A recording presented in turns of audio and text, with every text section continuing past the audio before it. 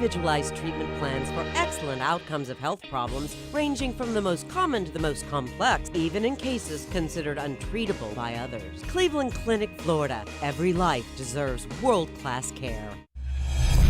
I'm appalled at what you said on that pod thing. It's disgusting. This is the After the Show podcast. It's where we get honest and real with yo ass. So sit back, relax, have a blast, cause it's time for the After the Show podcast. Yeah, hello, welcome to your Monday KVJ After the Show podcast. Yeah.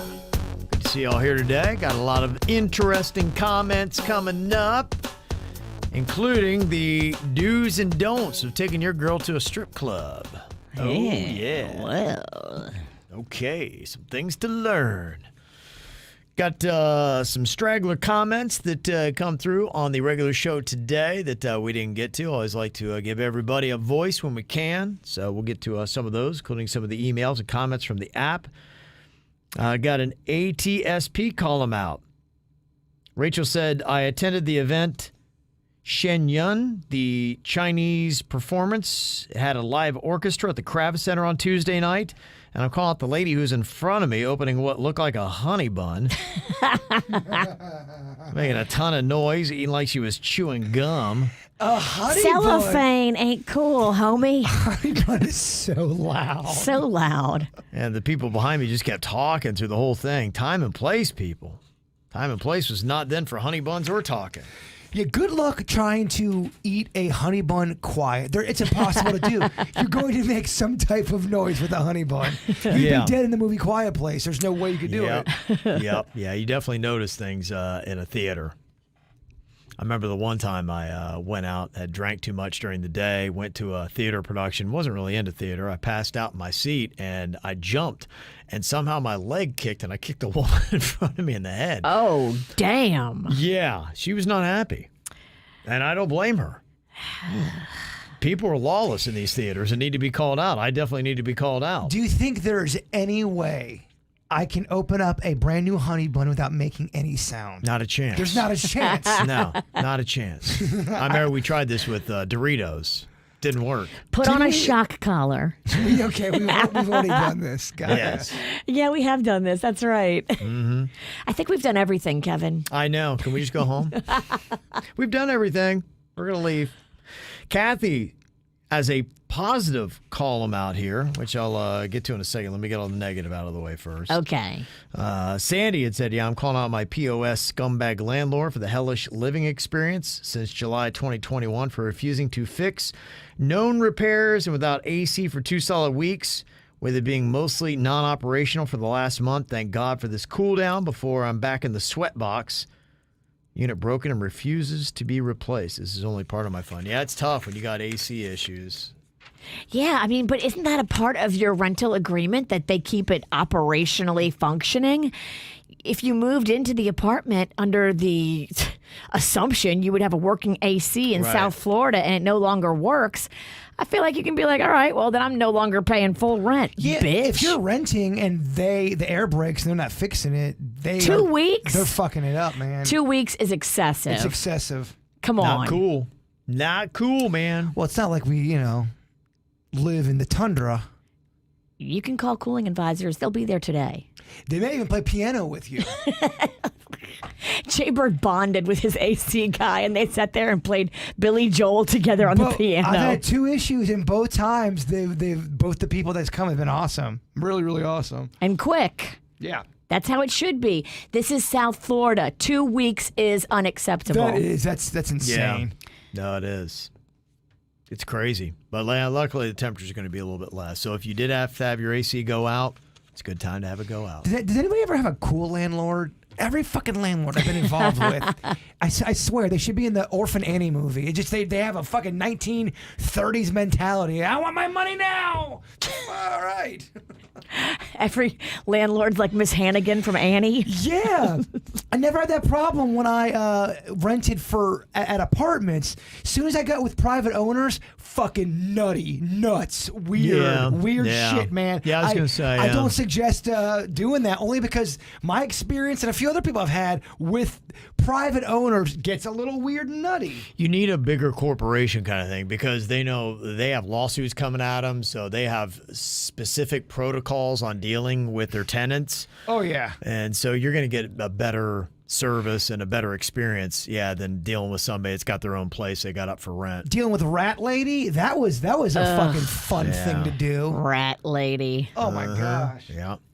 The positive call outs, Kathy. I was walking my dog last Monday night outside Beacon Cove in Jupiter, and 2 dogs, no leashes, came charging out of nowhere, and one attacked my dog. Oh, no. Hit the neck really horrible. I called for help, and luckily for me, there were 4 kids nearby that came to my rescue and used their fishing poles to ward off the dogs who would not leave my dog alone. Wow. Oh, I hate it so much. Great kids, though, to jump in and help like that. I was able to escape through a gate into the woods. They were awesome. Thank you again. I did notice a little bit later that my wallet was missing, so I think they pickpocketed me. I was going to say, plot twist, the kids set out the dogs. Oh, that's a rat. terrible. It's a mug. Release the dog. Yep. While she's distracted, quick, get her purse. Terrible. Oh, these kids are great. Get his wallet. Yeah. And Pamela, she said, I'm giving myself a shout out for starting my new job after being unemployed since March of 2020.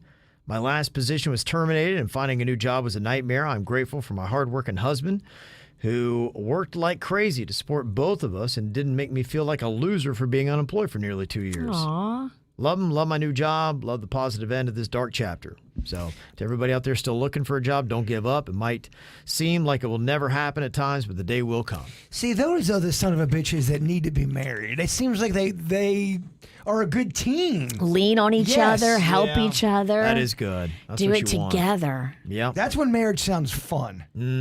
Yeah, I had dinner last night with a couple that they've been married like 40 years. And it is kind of nice to see like, oh, they're still flirty, they're still kind. If you like if you really love the person you marry, I'm all about that. I just know too many people that are with people they shouldn't be with. I ain't saying names, Virginia. You're gonna, Who? Which ones? I don't know if you've heard anything about this Eternals, the Disney Marvel superhero movie. It still was number 1 at the box office in its second week, $27.5 million. I've heard some interesting comments about it that it didn't sound real positive. Just it's kind of, again, the retread of superhero stuff, not a lot of depth, not a lot to it. But where do you find out? Where do you get your reviews? In fact, Engineer Keith, he's in the chat room saying he saw Eternals in the theater and they had some equipment malfunction. Oh. And he said they had an issue in the camera booth and it was beeping for 75% of the movie. He did get another ticket to another movie, I guess, to come back again. But he had sent us an email about the whole Rotten Tomatoes and Eternals, looking at that. never look at what the critics give a score. Never. Always see what the people give it. Because critics and audience, especially in recent years, there's been a huge disconnect with, because critics are, you have eight or nine critics writing something up, and if it's something that's agenda driven, or if it's something that they support, it be political or whatever the case is, they're going to give it better reviews. It really is the definition of home cooking. The critics are giving it 47% on the tomato meter. The audience is giving it 80%. Well, there you fucking go right there. There you go. Now, typically, the critics are saying it's an ambitious superhero epic that soars as often as it strains. It takes the Marvel's universe into intriguing and occasionally confounding new directions. That's what the critics say. The audience says it's a different kind of Marvel movie, but Eternal still contains all the action, humor, and heart that fans are looking for. Yeah, trust the people, not the critics. Well, his thing that Engineer Keith was writing about was how they actually verify the ratings themselves. And in fact, he has a sheet here on how it's done.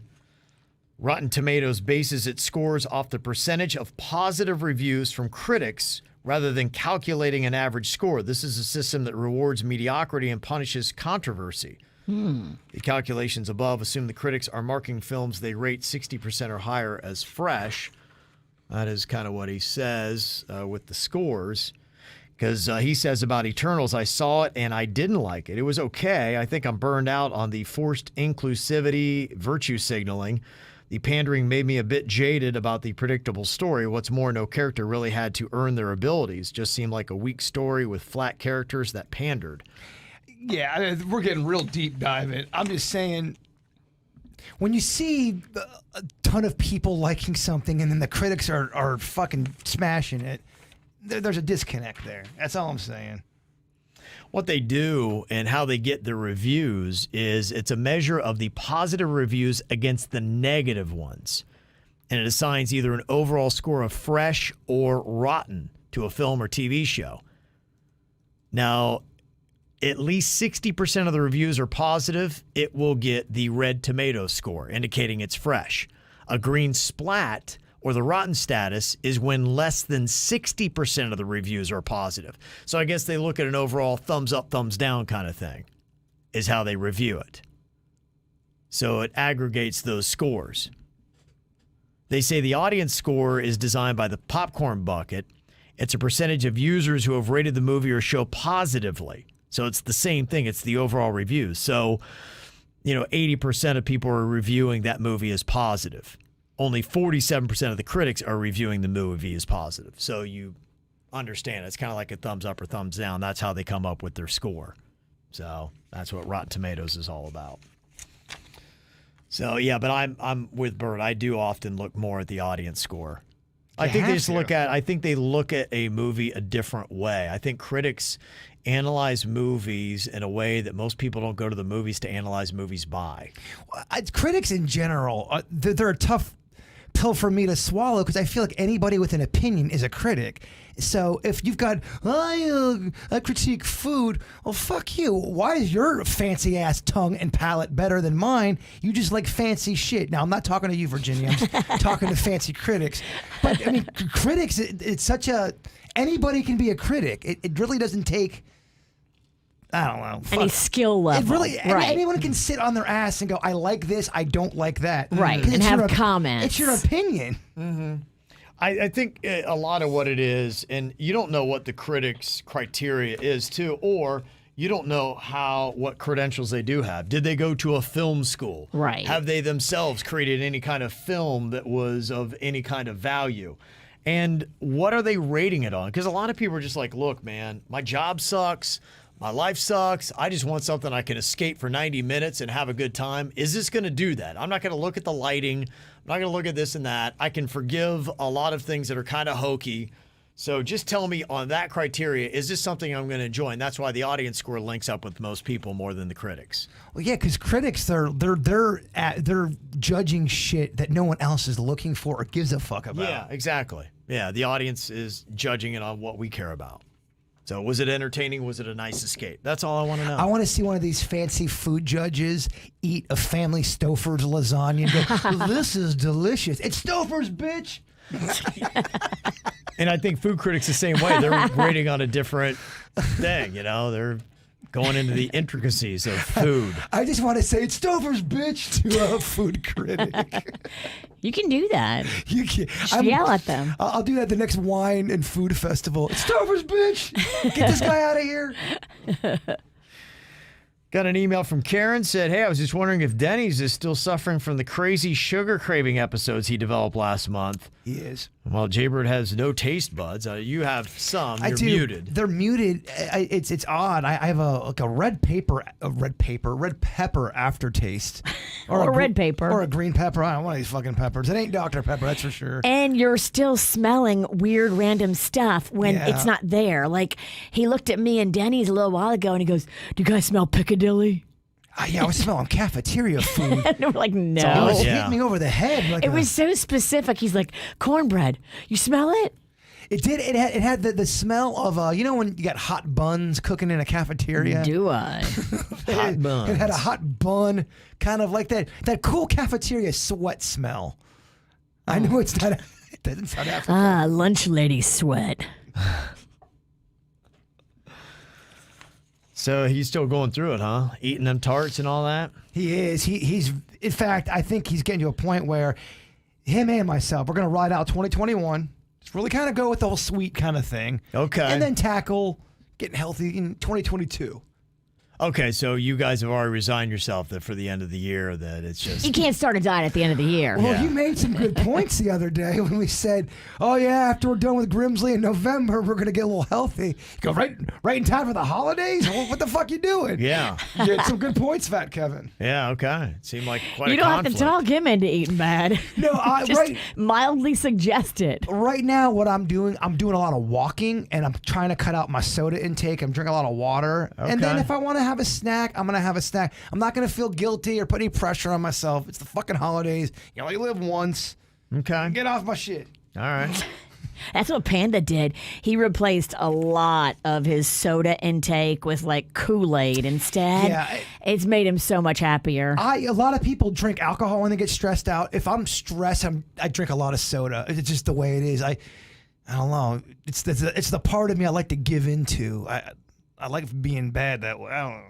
When You're you a get bad devilish. girl. You surrender something. You're like, I don't want to be bad. Give me a Coke. Life is beating me down. Yeah. I need to have some power. Give me my soda. I think that's what it is. I think that's why you see all these motherfuckers getting crazy in fast food. Because food, your snacks, that's the one thing you have control over. And then if it goes askew or awry and someone takes that away from you, you go ape shit. Yeah. Good point. Good insight. Let me see here. We got Karen who said, so the whole smelling gasoline thing, I was telling my husband about it because he's told me in the past that when he was a child, he used to be obsessed with the smell. But he says that's when there was leaded gas. He said this was in the 70s and no one minded the fumes because it was actually somewhat of a sweet smell. So I love that sweet gas. Okay, sweet gas had the lead in it. I don't know. My son still loves the smell of gas. Yeah, every now and then I will get a 7-8-year-old craving where that sounds weird. Like I'm a You'll get what? I'm craving You're a craving 7. I'm craving a small hairless boy. No, I'm not craving a 7-year-old. I'm craving 7-year-old's feelings. If you are, don't say it on the I radio. need to shut the fuck up. I'm not craving 7-year-old feelings. That came out wrong too. Talking is hard, Kevin. Yes, I hear you. got a lot of thoughts. Well, it's Monday. We've been on the air for a while. Yeah. Meaning for me, 18 years. It's a lot. It's a lot. I'm tired. Let me see here. We got somebody in the chat room saying, are we going to address Virginia's Twitter fight Oh, it's good. from over the weekend? Kev, she got into a Twitter fight. It's been going on for about 2 weeks. This Twitter fight with this guy about charity and charity salaries, and Virginia kind of like going back to like a chess game. She comes back 3 days later and answers the motherfucker.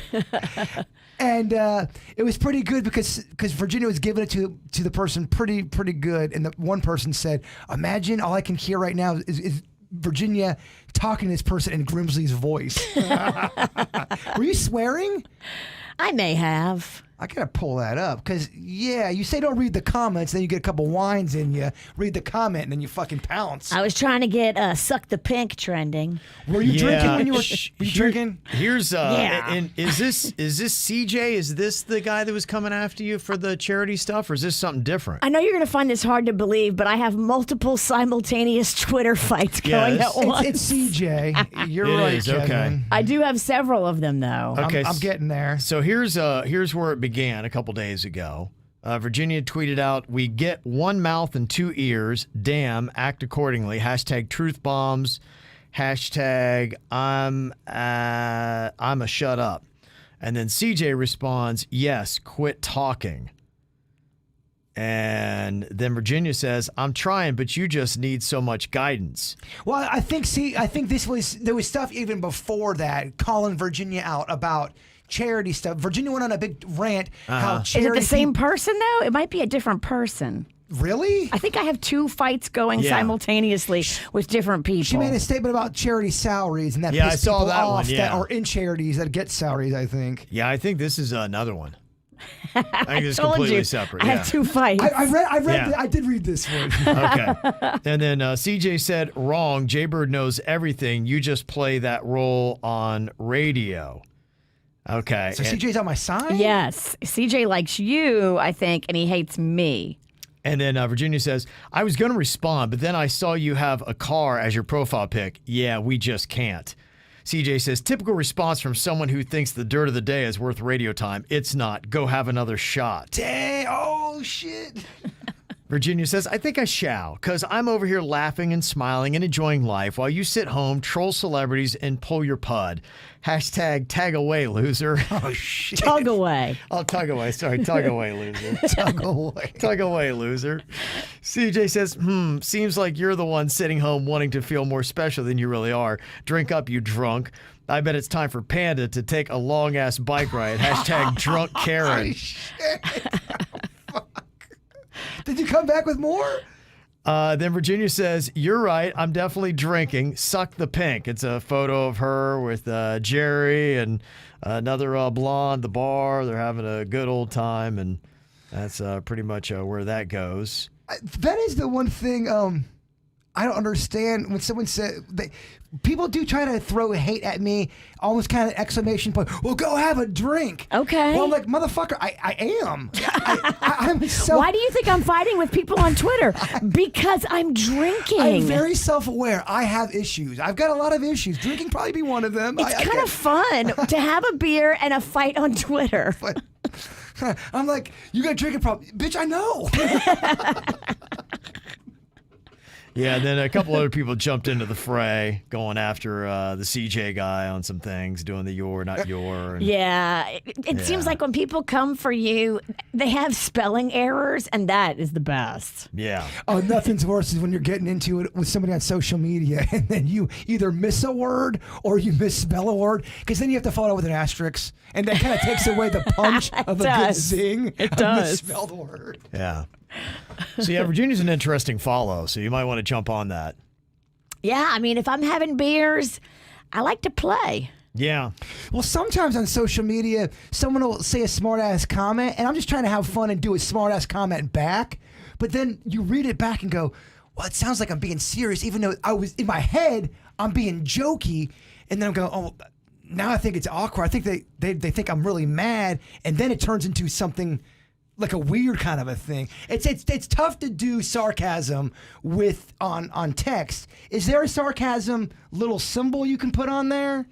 I don't know. Yeah, that's the hardest thing, is a lot of times sarcasm is people read it as being completely serious, and then they get all pissed off. Yeah, and that's all. That's the opposite There's of what not I want anything. to There happen. should be. Yeah. Like, no, this is going the other way. I did not want it to go this way. And if I'm Twitter fighting with somebody, all I need is for one motherfucker to egg it on and say, man, this is the best fight ever. I'm living for it. And then she's going. And then that's it. Virginia's going all in. You gotta go all You in. are much like me. I need one laugh. One Just laugh. one person. One person on my side, and I can move mountains. Let's go. Yeah, all I need is one fucker. Bring me a beer. I got some more tweeting to do. That's funny. I'm the same exact way. I just need one. And at that Tequesta chili cook-off, I was literally tasting chili and fighting with that guy on Twitter because they were so cool. They assign us our own personal bartenders. On the way. That just run back and forth with beers for us. Oh, my goodness. So, I mean, you don't want for anything as a judge at the Tequesta chili cook-off. You kind of feel like royalty. Yeah, they did. I know. I used to have that feeling. Yeah, he was a judge 1 year. I was not a judge 1 year. I was a judge for like 6 years, and all of a sudden a fucking witch moves into Tequesta, and then bye bird, bye bitch. Oh, man. Wow. I'm okay. To be quite honest. I'm just giving you a hard time. I really don't feel like driving to Tequesta. Got an email here from somebody remaining anonymous. Said, my fiance and I are having some issues in the bedroom. We always agree to be open and honest about sex since we both want to be equally satisfied. And he recently shared a fantasy with me regarding bringing another woman into bed with us. Oh, boy. I know this is a common fantasy men have, but at this point, I don't feel comfortable going along with it. After I told him that my answer was no, he went on to talk about other things he would like me to do. While I want him to be open with me, I felt the way he was communicating was meant to make me feel bad about myself. He kept saying, instead of doing what you normally do X, do Y, and Z. It hurt my feelings. And I responded as if it did. He went on to say that I was making him feel like it wasn't okay to be honest. So am I being too sensitive, or should he have suggested his needs differently? Okay. This one's tricky because, yes, you have to express your needs without insulting your partner's style. He maybe didn't have the nicest approach because she's walking away feeling yucky. Mm-hmm. Yeah, I mean, if you're not into bringing someone else into the bedroom and one person is, there's going to be a major conflict there. Everyone's got to be involved and on board for this. Yeah. If not, you're going to find a lot of jealousy and insecurity. If you love us, if Panda all of a sudden said, "Hey, Virginia, I'd really love to bring a woman into the bedroom," blah blah blah, you're not into that. I would be very crushed. Like, oh my, okay, that's what you need. If there's other women listening, going, I'd be totally cool with that. Just you have to be with somebody that knows what you're into. Mm-hmm. Now, Veronica from Grimsley, she's all about that three-way. With Grimsley. That's what I'm talking about. And how about this from thefrisky.com? The do's and don'ts of taking your girl to a strip club. Okay.